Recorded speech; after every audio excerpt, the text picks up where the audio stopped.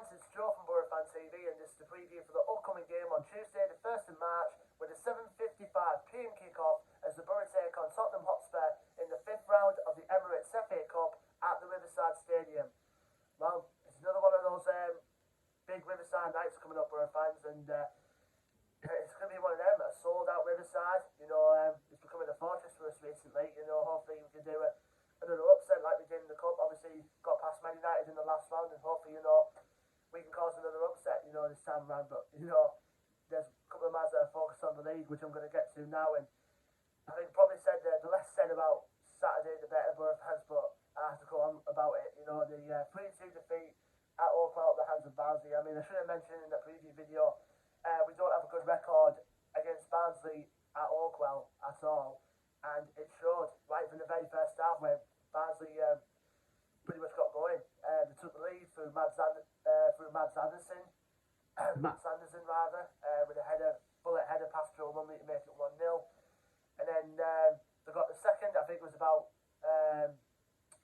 just under 20 minutes after that, when Amin Bassi, who was on loan there from Metz, scored the first of his 2 goals. I mean, it was 2-0 at half time, and then the third goal, it was a combination mistake between both Dyke Steele and Lumley that compared to Amin Bassi getting his second of the game and Barnsley's third. And again, it was one of them. It's avoidable. I mean, Dyke Steele's been making a couple of mistakes, and obviously most Boro fans are getting on Lumley's back recently for the wrong reasons, but it's one of them. I mean, if you're going to come out, just make sure you don't close your legs. That's the main point. And, we did have Chris Wilder gambled in the second half. He made that double substitution by bringing both Flo Balogun and Alan Connolly on. And Flo Balogun in particular had 2 chances to at least get us back in the game at that point, but on those both times, he hit the post on both occasions, so it was unfortunate. And then Connolly had a goal disallowed as well from what I've seen in the highlights. Definitely was not on offside at all. So we kind of felt aggrieved by that. We did show signs of fight back. Isaiah Jones won a penalty, which Andras Barra converted in the hour mark. And then, again, the chances galore. And then, like I said about Balogun hit the post, that happened again. And then the Connolly offside goal happened between that and near enough the end of the game, really. And then we pulled another goal back very late on. And then, personally, that last touch came off Dale Fry, but I think the official goals committee has given it as a Liam Kitchen own goal. But it doesn't matter anyway. It was too little too late, and we slipped to another defeat on the road. Because we haven't had bad luck recently on the road, and most of our wins have been coming at the Riverside. So we've got to use that as our advantage going into this FA Cup game coming up. And we've got 2 games at home as well. Obviously, this one coming in the Cup, and then we've got a league game against Luton this coming Saturday. So we've got to take advantage of home comforts quite quickly, and hopefully produce some results going into the next round of games after that, which are away from home against Sheffield United and Millwall. But the good news going into this game is Matt Crooks is back from suspension after serving a 2-game ban for picking up 10 yellow cards. So, and you can definitely tell from those last 2 games we've missed Matt Crooks' presence in those areas where we needed him, obviously through the air, and his creativeness in the midfield, and that's something we've missed, and thank heaven we've got Matt Crooks back for this game. Riley McGree did miss the Barnsley game due to a knock in training, but Chris Wilder said in his pre-game press conference prior to the game that it was nothing major, so hopefully Riley McGree will slot back in. But it's just the fact of one of them. And Matt Bowler's due to be back very soon as well. Hopefully, probably be about the Luton game. We'll probably be expecting Matt Bowler back. Just one main injury absentee at the moment, and that is Martin Piero for his ankle injury. Now we'll go to our opponents, Tottenham Hotspur, who are currently sitting 7th in the Premier League at the moment.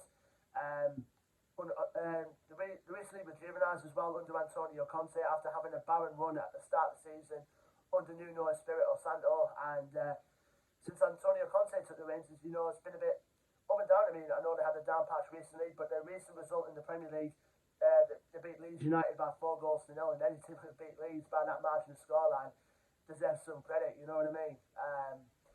But look at Tottenham do want to have a go in the Cup. I mean, obviously Antonio Conte, knowing the manager like him, who want to end the season with a trophy and probably look towards the FA Cup as probably the main one now.